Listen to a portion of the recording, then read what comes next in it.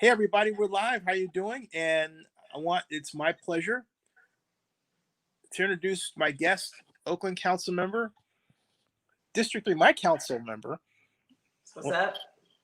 Lynette Gibson McElhaney. And please just punch your back. I don't know how many times this has been. This has been fantastic though. So first of all, Lynette, you've been through a lot. You know, we talk a lot. Okay, you've been through a lot. But the one thing I want to know, and what was everyone else wants to know, is what was the aha moment when you decided, I'm going to run again? Because you've been through a lot, and a lot. Wow, that's the first question, Zennie. Where's my tissue? My last living moments with Victor involved a staycation in Napa. And we were walking around some lake or something, and he had talked to me about being proud of me and in this work. He had also said that he was finding his own political voice, and he had organized a protest at USC because Ben Shapiro was going to be speaking on the campus. And he's on YouTube. You can see him. He gets in the Q&A with Ben Shapiro, but his ultimate plan to shut down the Ben Shapiro speech, it was his first organizing effort, didn't go as planned. And so he was telling me that he was becoming Vic without his last name because he didn't want his politic to interfere with my politic and vice versa. And so he was going to be Vic. And he was like, I was like, are you ashamed of being a McElhaney? And he was like, no. He's like, when people know who I am, they know who I am. But ultimately, he was determining his own political voice. And he was telling me that I was doing extremely well. And he was also letting me know where I needed to tighten up, right? And we started talking about the political future. And for me, I was talking to him about stepping out of politics in 20 and working full-time on his career, getting him launched and traveling with him. And I really felt that between the nonprofit and government service that I had sacrificed a lot, of not being with him. And so I was really looking forward to traveling with him to Cuba, in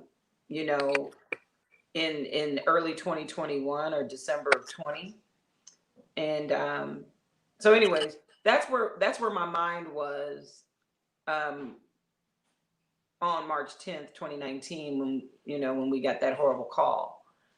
And it wasn't until the end of 2019 when I really made the decision to run again.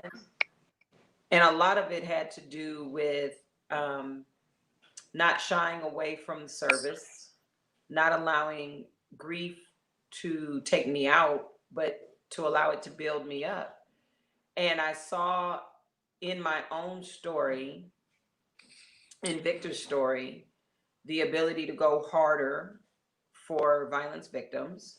I already go hard, but to go harder. And that maybe that part of this story is being available in the brokenness of it, right? To create more empathy and more opportunity for people to hear one another and to do what my baby was all about, right? Like Audrey and Victor, they always talk about this love illusion, right? This love illusion that we're changing the frequency or raising the vibration, moving away from low vibration into the highest vibration of love. And I felt like if there was anything that would allow me to lift Vic, because he's both the promise, right? He is the promise that we want for every child. And then he's also the tragedy that every parent prays against. And that maybe in that space, we would have better informed policy at the statewide level and at the local level. And then, because of who Vic was, he was really challenging me to be much more forceful in in defining inclusivity, you know, to make sure that we were doing all that we could in the intersection of gender violence and violence against transgender people, and in the way in which, as he began to be with Michael, he didn't feel safe in spaces he had previously felt safe, right? Like he was really challenging me in that way. And so part of that story is part of where we need to go in terms of Oakland having an even more inclusive and intentional narrative around. We say we value diversity, and yet we continue to find ways to other, you know, to practice the othering. And so I want to be about the including. I want to be about the belonging in Oakland. And I feel like I'm being called to this moment to continue our work on housing, on homelessness, on safety. And I feel that the turn of events here at the beginning of the year only deepened my resolve that I'm being called to this moment. The sort of the Esther in the Bible. I don't know if people know that reference, but you know, Esther was, the scripture says she was called for such a time as this. And these are some interesting times. And I think that leaders who are going to be best positioned for this moment have to be born of deep empathy. What, I mean, I have to ask this, because you're the incumbent, what do you feel your greatest achievement has been this year? Wow, this year. So hard to measure achievements in the moment, right? Mm-hmm. Or take your pick. It doesn't have to be this year. I just offered that. I think that in response to the pandemic, coming together with the Flatland leaders in districts 5, 6, and 7, because the Flatlands have never coalitioned in that way that I've seen in modern, you know, in the modern era. I felt that we did a wonderful job of being really focused in on trying to balance. You know, it's like you got $2 trillion worth of need and about $200 million. You know what I mean? Or and the truth of it is about $2 billion worth of need, and we had $25 million. And we were trying to make sure that we leveraged our CARES Act monies in a way that would have lasting impact. And so we immediately moved to close the digital divide. Like off the top, what is that? I think it was about $8 million.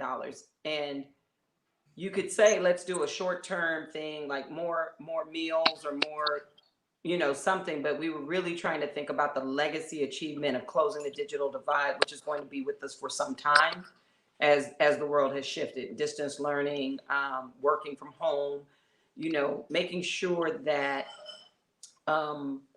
essential workers and people living in our needful communities were able to access the internet, access the World Wide Web. Like, to me, that's game changing for Oakland, because the digital divide has been something we've been trying to close. This is probably work that goes all the way back to some of the time when you were in the city, identifying this digital divide. I know it's been 30 years that Reverend Jackson has been talking about that, right? Yep. And so to be able to do that in this moment, I thought was game changing. The infrastructure that we put in place to support small businesses and then to hyper target that to the Black, Indigenous, Latino immigrant businesses that are in opportunity zones. I think that was strategic and game changing. Hopefully we will save more businesses than we lose in the pandemic, and that we will best the national odds on that. Like, we don't yet know, but that was our goal and our intent. And then the millions of dollars that we put into rental assistance for housing and commercial tenants to have access to some supports to allow them to live to fight another day. And the food security issues, which are so near and dear to my heart. I mean, through private philanthropy and just me on the phones with people, we stood up. We got our senior meal program in West Oakland up weeks before the governor put Great Plates out. And so, you know, that work, when I talk to those seniors in West Oakland who tell me about getting that human touch and eating those meals 5 days a week, and how that's been a game changer for their mental health and their physical health, that's allowed them to have more money for the essentials in life.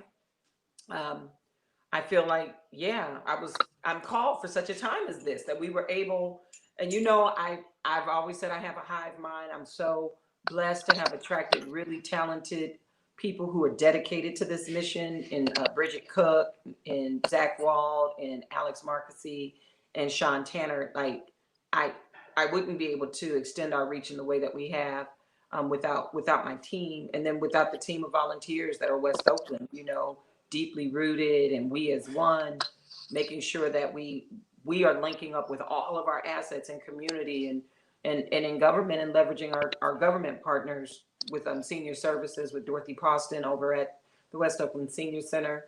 Like, we were able to move quickly because of the deep relationships that I hold. I think, you know, Zennie, I'm a relational leader. I try to build strong relationships of mutual respect so that I can deliver. You know, I think, you know, being able to deliver to communities that are in such distress and have been in such distress over a long time requires us to hold good relationships and to try to mend fences as often as we can. What, shifting gears and talking about Moms for Housing, what was your thought about Moms for Housing? And I'm going to just leave that as an open-ended question.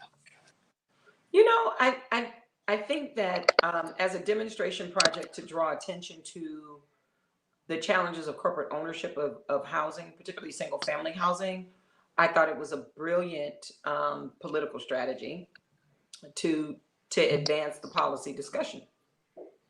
I don't think that that's how you move to scale to house the unhoused, right? Like, seizing private property, that's a thing that's long litigated with a huge compendium of constitutional law, the protection of private property. And so, while I think it's useful to have those discussions at the federal level and with a shift in federal policy, I think that's really important. On the ground at the city level, I think our scarce public resources have to be much more around stitching up a more robust safety net and advocating for how we leverage our precious public resources, whether that's public land or public monies. You know, that we have to leverage that with philanthropy, because we just don't, there's not yet enough. And I don't think we've yet built a broad-based political wheel across the voting constituencies that are going to shift dramatically in the way that we want to see, dialing back the austerity measures of the Bush administration that we continue to live under. I think we can get there. I think a Biden-Harris administration will advance that discussion. But again, when you're a city under 500,000 people, our work as legislators, I think, is just different. But I honestly, I think much of what the Moms for Housing demonstration has catapulted in the imagination and the awakening of our voting populace has been brilliant. But it also scared a lot of people. It scared some of the constituents in West Oakland who have elders who are in nursing homes. They were scared because Oakland, quite frankly, has utilized eminent domain powers in the past to dispossess Black people of their properties. And so for some people, I can't say many, but there were some people who I think were really afraid that if the city were sanctioning the taking of private properties, that would further dispossess Black people of these properties, whether it's vacant land or buildings that would then be commandeered and taken into sort of the nonprofit world and away from the preservation of generational wealth for Black families. And I think that's also a conversation. Like right now in the country, right, there's the conversation of Black farms, of Black land ownership, about the dispossession of Black home ownership in the last recession. Yeah, Black business ownership. Black businesses. We're having a conversation around what does reparation look like, and where do you go? Do you go to the dispossession of Black lands in the 30s, or do you look at what's happened from the Bush era forward, or do you look at the 2008, right, where Black folks were hyper targeted for subprime mortgages? I think those are ongoing discussions that we must have, and there are a lot of people who are specializing in these conversations. I'm happy to be a person in the conversation. But then I go back to, I took an oath. What is my oath to do? And how do I do that in this role? And when it comes to housing parents with children, you know, for last year, right before Victor was killed, I was working with my colleagues at the school board to come up with a student housing initiative. It was really inspired by a trip to USC to look at how they had created residential colleges on the campus, where faculty and students were living in these residential dormitory spaces. There was active learning in those spaces. There was additional classroom space, you know, kind of tied to a retail center. So it was different than just having a dorm. And so being inspired by the USC's residential colleges, I will be bringing forward, and the superintendent is excited about this, a student housing initiative where we are looking to build hundreds of units of housing on excess land on OUSD properties, where we could create a boarding school model, so to speak, with young people with their families. Like, they're not living apart from their families, but that they can be on a campus where they go to school and where they have housing, where we can bring wraparound services, where you can have learning centers to help close the literacy gap. And that's going to shift a bit, I think, because of COVID, like what that looks like. But I'm happy that coming back from bereavement just a few months ago, we were able to rekindle this conversation, and I hope to be bringing this forward in the next few weeks. Did they just do Moms for Housing without consulting you? Because that was done in your district, you know? Did they try to have a sit down with you and say, this is what we're planning at all? No, that's not the way activism works often. I think the decision was made to do it. The moms did come to city council. You know, I made some attempts and overtures to talk to the women who came to speak, to talk to them about their particular housing needs, right? What I have found in advocating for vulnerable populations is sometimes there will be mothers who are living in shelters who do not know that they're many years ago, housing authority application has been at the top of the list, but because they've been displaced, you know, it goes stale. And sometimes what the authority can do is to reinstate you to your place, right? If they can find you and make contact. So I try to work with people on what their specific issue was. But I think that campaign by ACE is about something bigger than just helping those individual families. It is raising the questions that we're having in Detroit and New York around corporate ownership of single family homes. And so no, I don't think it was really about the local. I think it's part of a different kind of strategy, and you can see it, right? It's getting a lot of national press, because I think they are rightly raising some questions around whether or not through FHA, through HUD, through other means, we want to examine through the Department of Treasury, if we want to look at something different than what has emerged, especially after the implosion of 2008, where so much of our land was, call it stolen, right? Through those immoral lending instruments. You know, when in 2008, I was at the nonprofit and we were trying to get workouts for families so that they wouldn't lose their homes, where I could give Zennie a workout in his home that would still have it closer to the purchase value as opposed to the then depressed market value. The banks were telling us no. And then they would short sell that property for far less than what the workout would have been. And then they turned all those properties over to hedge funds. So I think that it is timely for us to have that conversation. And I'm glad that there are activists and others that are making space for that conversation. I think in many ways it's beyond the purview of the council, of what the city council is doing and what the vast majority of Oaklanders want from their council. And what I try to do is to really lean into what the constituents are asking of us. And they want us to talk about scale. They want us to deal with homelessness. People are very concerned about what we can do at the local level to make sure that we don't have mass evictions. And I think what we've been able to do is to leverage the power of our lobbying arm at the state level to push for, statewide moratorium, for looking at how we can stop mortgage foreclosures because it would have a cascading effect on tenants. Those are the things that we're doing legislatively. And I think that in every social movement, you have to see there's an inside strategy, how we advocate within the laws, within the structures, within the oath and governance. And then there's the outside strategies.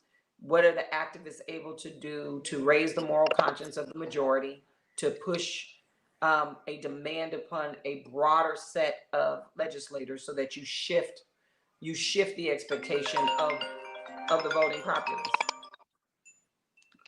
And I think that's just part of what's necessary to do. I think we all have a part in moving our country more to a more just and equitable society.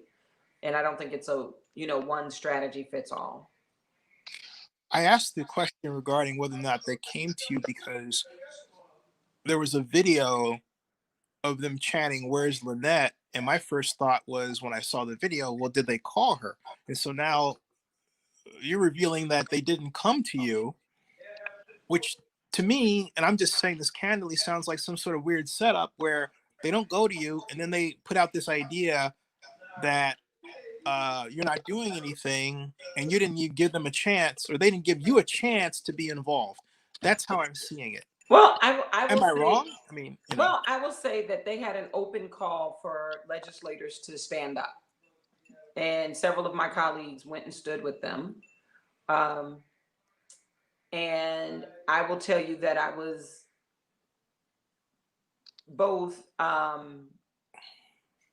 as a grieving mother, I take on those things that I can do,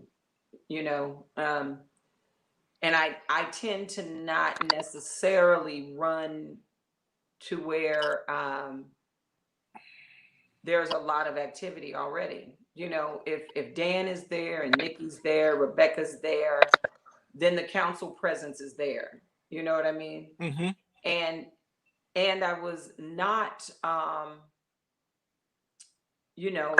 fully back. I think when that campaign was going on, well, maybe I was back full time. I think for me, it was, what can we do behind the scenes? And then I think, quite honestly, because one of the organizers had already declared an intent that was already running for the seat, I didn't want to be caught up in anything that would politicize that moment, right? Like you have that moment, and it doesn't need to be about the race or the contest, because the issue needed to be front and center. It didn't need to be about the contest. So I think some of that was going on through my mind. I certainly had friends and supporters and advisors who were on the ground at the protests, family members who were there.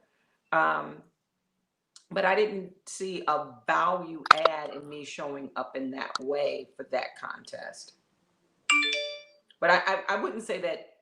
Did they make a personal call to me? They did not. I don't know if they made personal calls to anyone. I think that what they kind of did was they challenged. It was a campaign built on challenging the locals to step forward, and several local officials did. Do you think overall it has changed the city dramatically? Where do you think we are post Moms for Housing? I don't think you're at a post Moms for Housing. I think the moms are still organizing. And ACE, of course, is an organizing engine, right? That's what it does. It exists. I guess they're now probably 20 years old, maybe older, if you count the time that they were Acorn to ACE. Right. And they occupy a very important place in terms of organizing on issues that are important to poor people. And so I don't think you get to a post moms without a fundamental shift in how the country addresses issues of poverty.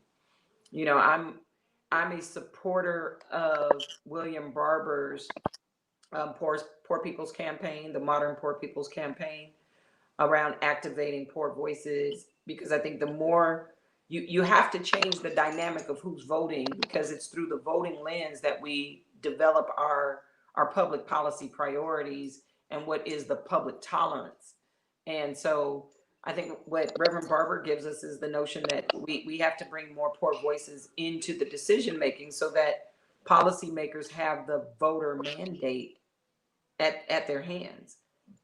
You know, and that's what's different now about the call for police reform. It's moved beyond police reform activists to a broader coalition of voters that have now raised consciousness. And so we now have the mandate of the populace, the voting populace, to do some of what those of us who have been in the reform movement for 20, 30 years have been wanting to do. And for me, I've never consented to the war on drug policies. I've always felt that we need to move into a public health model around community safety. That was the reason why I started the Department of Violence Prevention. It was to bring a public health lens, right? Yeah, right. A public health, non-policing lens to this work. It was about the community saying, well, if they have a chief of police, why can't we have a chief of violence prevention? And Zennie, you watched that debate. Oh, yeah. Just getting the term chief assigned to the violence prevention head was, you would have thought that I was, trying to, take out Mount Rushmore or something. It was really a trip. It was like, but what we were able to do, because the public had insisted on it, is with the vice mayor's strong support, we ultimately won the department, and then the administration did not move to quickly implement, right? Right. So the chief has not even been in his position a year yet. But now because of the great spirit of George Floyd rising, that we are now in a place to really lift up this work in a different way, and maybe to recapture a significant portion of funds that were previously invested in strategies through the policing lens, through the penal lens. We can now move that to the public health, people development lens. And I'm so excited about that, because, man, and I'm so grateful that we were able to get the infrastructure in place 2 years before it was needed, right? Because that's what they say. You got to dig the well before you need the water, right? You got to pave the road before you have the emergency trip. And we did that early work to bring this forward. And I know there are groups of activists here that had formed what they called the Refund Coalition several years back, maybe 2 years ago. And we were able to lift up some of what they were talking about, but then they were competing with the fears and the common knowledge, right, with the other parts of Oakland that didn't know policing in the same way. And so you try to thread the needle as best you can to make sure that the voters are with you, right? You can be, as a leader, you can be a little ahead, right? You can be a little ahead of your electorate, but you really can't be so far out that you lose their confidence. Right. And so our local activists that have been doing that work have now, they too have set and paved a road that is being lifted up with the great spirit of George Floyd. And for this, we give thanks, because the Reimagining Public Safety Task Force now has a mandate that I think is there are still a lot of people in Oakland that don't know what this means, that are still afraid, that are being robbed, being mugged, having their persons and property violated. There is truly a homicide spike and a domestic violence spike and a child abuse spike going on in the community now. And so there are many people who go to the default, I need a police. I need to call the police. We need the police to arrest. We need the police to protect. But in this moment, we're able to bring those people along in the conversation, allow them to raise their consciousness and understanding so that as a community, we move forward with a broader set of tools for keeping us safe, for making us safe, for making our families whole than what we previously had. Your comments about the police remind me of a recent controversy involving an officer that was serving, along with 15 other officers, a warrant in West Oakland on a family. He was wearing a Hawaiian shirt along the style that was worn by the Bugaboo, not Bugaboo, but the Boogaloo boys. And I found it personally alarming. It was the result of not less than 4 posts on Oakland News Now, and I want to thank the residents that helped me, who got to me a lot of information through Facebook. But I was really dismayed over. I'm just saying this candidly because I'm a blogger, not a journalist. Okay, I was really dismayed over the interim police chief Mannheimer's behavior, and my friend Jonna Thompson, because I told Mayor Schaaf directly, like the mayor didn't exist. Have we gotten to a point where the police officers and the police think that they basically run the city and they don't need the mayor or the council? I don't know that. And I don't mean that as a trap. No. I'm really thinking about it. I'm really thinking about, do I sense from this department an arrogance that they would operate outside the city? I do not. Okay. I think it's really difficult for the department to know who's on first, who's in the owner's suite and who's in the coach's mound or whatever, wherever coaches are. I'm messing up my metaphors here, but you know what I mean? Like, right. Who's calling the play?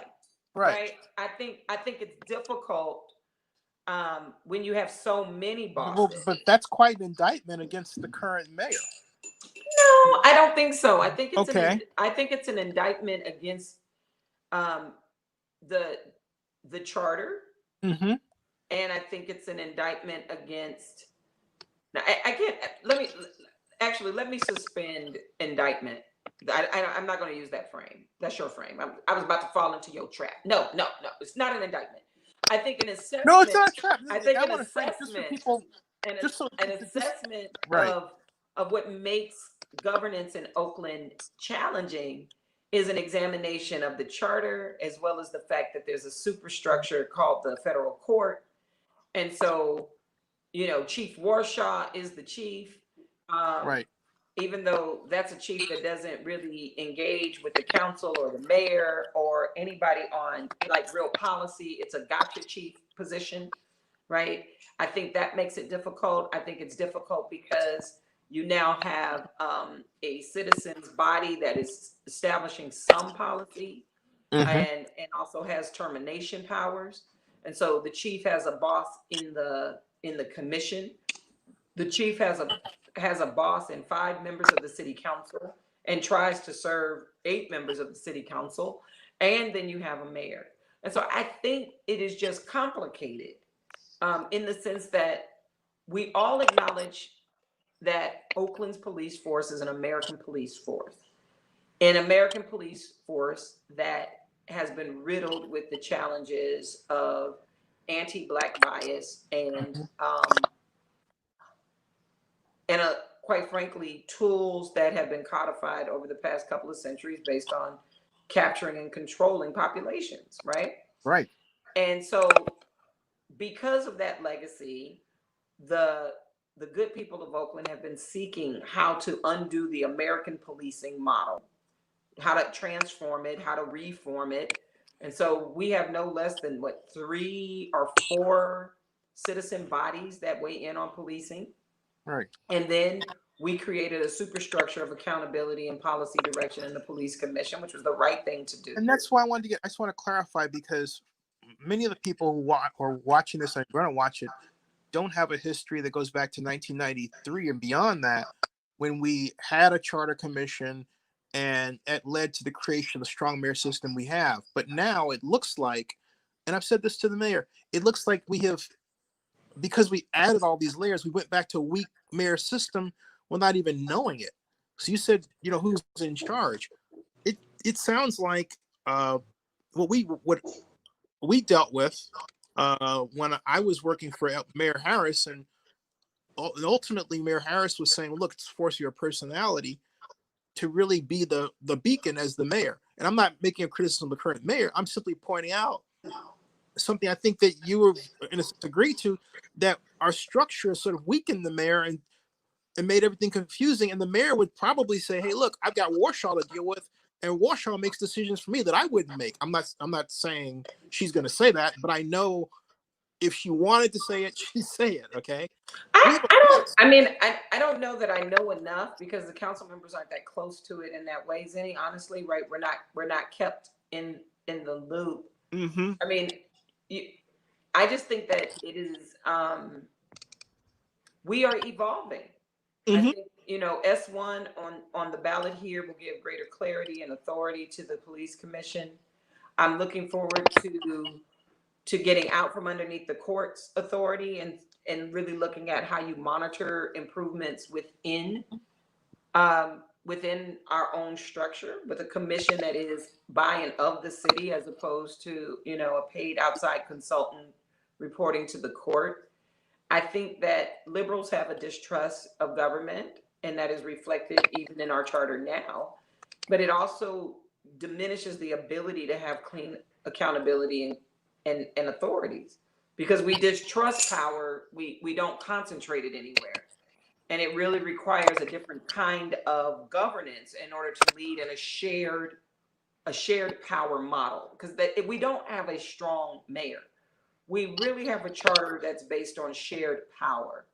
And we have not yet developed the practices that allow for shared power to manifest itself functionally. We still operate in a rivalry model. Might makes right, dominance.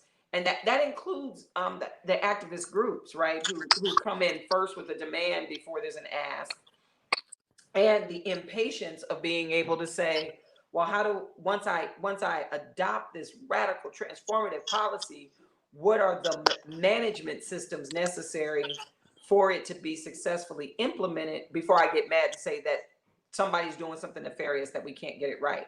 Mm-hmm. And that's what I have found. It is profoundly difficult in Oakland to move to an implementation model that allows us to actually perfect ideas, to learn and reiterate the ideas. Today we have the iPhone 11, because the right. iPhone 1 transformed the world, mm-hmm. but it still wasn't the best or the most ways in which you could use that technology. So there will be an iPhone 12 and 13 and 15, because it will iterate. It is really extraordinarily difficult in Oakland to do the work of iteration, to strengthen an idea, because people here fight more than they fix. And we find ways to divide ourselves even when we agree on 99% of the things. And that is very destabilizing for any organization, private or public, but I find it to be particularly problematic here. What projects do you have on the horizon you want to see through and get done? Or are you involved in now? Well, my priorities in seeking re-election have been really defined as COVID response and recovery. I think it's too easy for us to lose sight of what's really critically happening in COVID, particularly as the state is reopening. I think it's too easy for us to know that, or to tune out the fact that African Americans are 3 times more likely to die from this disease than their peers. Latinos are twice as likely to die and 3 times more likely to contract the disease. And that right there is the majority of Oakland's population between the Black and brown communities. We have overshadowed the COVID per capita COVID impacts on Asian and Indigenous people, which are becoming much more significantly known. It's a very small but significant part of Oakland's population. And then we have to deal with the fact that most of our businesses here are small businesses, and they've all been deeply impacted by COVID, by the shutdowns. Not many are able to make the pivot. Structural financial racism means that our groups and organizations haven't gotten the financial resources that they need. This is a national trend that bears its weight in Oakland in profound ways. And so I'm fighting. I've been on the ground since February when the Grand Princess docked, on the phone with our state representatives, on the phone with the mayors, talking with the county, fighting for every dime, nickel, quarter, hopefully $1 that we can get into our city to help us survive this. I think we're in a very surreal time where essential workers, which again are the majority of our people, Black and brown, who are having to go to work in COVID, they don't have the luxury of working from home.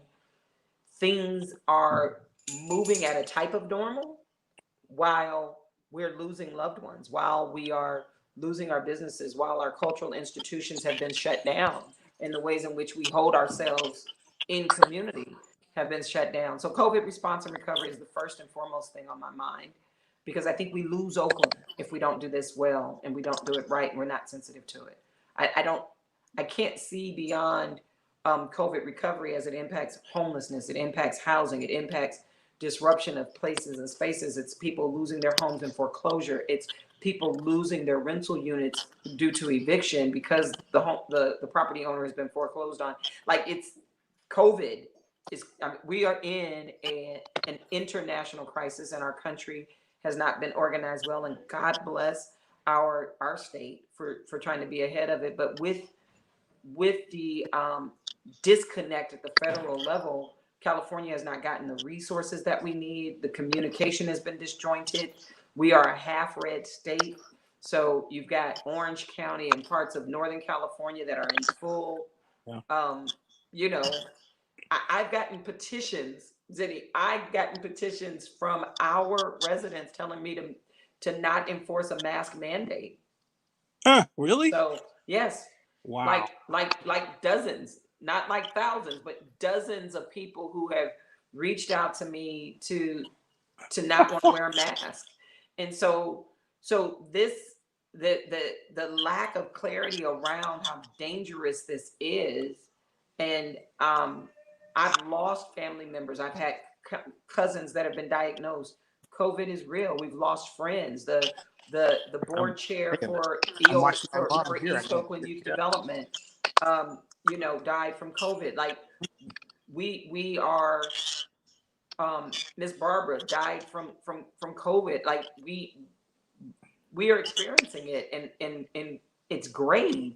So COVID, I'm sorry, I didn't mean to be 15 minutes on COVID, but no, can you tell that COVID is driving everything for me? It's the food security issues, it's the student learning issues, it's the disconnect, it's the distance learning, it's will our school district ever recover? We were already a financially struggling district. So I mean, it is everything COVID. And then second to that is the work that we've begun on homelessness. New policy coming for adoption on October 20th. Can we shift? Can we make the pivot with the new administration to restore a social contract with people who are living outdoors, so that they are not outside of our governance, but a part of the governance, and their constituency to be served, not a problem to be solved? And we have to think about that. And then that leads us back to point one in terms of COVID, the exposure, the cleanliness, the sanitation, all of those concerns. The third thing for me and the work that I've begun around supporting our small businesses and particularly our Black institutions and culture keepers. As you know, I was the lead author around naming Oakland's first designated cultural district, the Black Arts Movement and Business District. And we still need to stand that up I did know that. and make that real. And then, you know, in that in a similar vein where we have a majority of our African American residents living in District 6 and 7, we've got great community leadership with Carolyn Johnson, CJ Johnson, doing the work in the Black Cultural Zone out there. So we have been really talking about how can we raise, you know, a $2 billion fund to make sure that Oakland does not go the way of Harlem, does not go the way of the Fillmore, does not go the way of having once had a rich and robust African presence, but that we will be a city that holds on to that, not only the legacy of it, but the iterative growth of this community and ongoing contributions. And so we are actively working on a fund to stand up a fund now to bring all of our groups together and to really talk about how we do that. Before COVID, I was working on a Pan-African trade initiative to really, Africa is our 5th largest trading partner through the Port of Oakland. Africa is the continent, multiple countries in the continent. I really want to see us expand trade to Africa and to the Caribbean because I believe where economic opportunities flow, population follows. And if I want to stem the tide of African migration, then I need to make sure that Oakland makes sense financially. Like we're not stupid. We didn't come to California just because the weather was good. We came here for economic opportunities. And when economic opportunities dry up, as they have been, we've been going back to the South. We've been traveling internationally. Our families are moving. So we have to make sure that we're providing economic opportunities for our families. The last one, and I think this is the one that is the crises that that most people don't see, and I think about it as comprehensive public, you know, safety. It's safety in the sense of we do have a homicide epidemic. We do have a domestic violence epidemic. We are a statewide and an international hub for the human trafficking and rape of children. We're that, but we are also a city that where every zip code here has lead exposure higher than Flint. And we've not addressed that. We have one of the highest per capita asthma rates and asthma death rates in the country. So addressing the environmental and, you know, crime and violence stats continues to drive a lot of my work. And this is work that doesn't gather thousands of people in the street, but is far more deadly to us than the encounters that we've had, the deadly encounters that we've had with police, particularly as we've worked very aggressively to eradicate that as a potential threat here in Oakland. You know, we went nearly 5 years without an officer involved death. Inshallah, we give thanks. We have all of these other threats that are really codified in the 2018 Equity Indicators Report. And the Equity Caucus has been using that report to drive the priorities that we've sought in the budget and that we see in policy development. And so that's sort of the four-legged stool, Zennie, of why I believe that the voters want to send me back, because this is not a time with multiple crises to have a learning curve, right? To come into this critical work at this critical time, and not have the relationships at the state and regional level that helps Oakland survive. Who comprises, for those who are watching who may not know, who comprises the Equity Caucus? These are the leaders from the flatland communities that are most impacted by the negative equity indicators. District 3, Councilmember McElhaney. District 5, Councilmember Noel Gallo. District 6, sort of like Central East Oakland. District 6, Councilmember Lauren Taylor, and Deep East, Vice Mayor Larry Reed. you know, more than 70% of our Black and brown population live in these 4 districts. 90% of the people who are experiencing poverty live in these 4 districts. And when we look at the health and wealth indicators, there's a 15 to 20-year life expectancy gap between people who live in our zip codes and those that live in the hills. Wow. And so we had to set aside all kinds of personality differences and policy differences to come together and say, in the interest of our communities, we better get to working together, because being divided, we're not able to move the systems of City of Oakland to really get focused on redressing these issues. Right. We're advocating for expanded resources in the Department of Race and Equity. We're looking at the disparity study. We're all signed on the Opportunity for All Proposition 16, so that we can bring those monies back in to the cities and then begin to strategically deploy them through a public health lens to redress these inequities. So teams of council members working together are very common. It appears that, you know, the President Kaplan has her core team. You know, she pulled together a budget team that was the council president and the freshman caucus, right? No one felt threatened by that. And in fact, you know, it was celebrated that she was working with the freshmen that were elected in 2018, Councilmember Taylor, Councilmember Bass, and Tao. Right. That team was focused on moving the council president's legislative agenda, and that was great. I have put together several teams, you know, housing first teams, all in budget team. We organize around a theme. You know, there were 3 of us that worked on the Department of Violence Prevention. I worked with the Vice Mayor and Councilmember Kaplan to be the DVP team. But in this season right now, these flatland communities have to organize together, because whether it's illegal dumping, whether it's like I said, those health indicators where there's a 15 to 20 year, you know, male to woman, it's a 20-year gap when it comes to men, a 15-year gap when it comes to women, life expectancy difference, or the educational outcomes, poor performing schools are in our district. And, you know, quite frankly, the concentration of homelessness and displacement is happening in our districts. And I think everybody in this town would say, you all need to sit down and get it together and try to figure out, what do the flatlands need and how do you move systems together? And if we weren't doing that, I think we would be deemed derelict in our duties. I'm going to have a part 2 with you, because we are way over where we were supposed to. Tell them how to find you to help you your campaign, and we'll set another time, council member. But tell them how to find you if they want to help on your campaign. Man, I should have been doing that shout out periodically throughout each of these questions. And I'll say, folks, she's my choice to be reelected. Please help her out and campaign for her. She's really worked hard and through a lot of trying circumstances. But how do they find you? On the web, www.LynetteForOakland.com, LYNETTEFOR, Oakland.com, at Lynette GM on Twitter and IG. And I've got to do better about getting my LinkedIn page up, but getting it updated.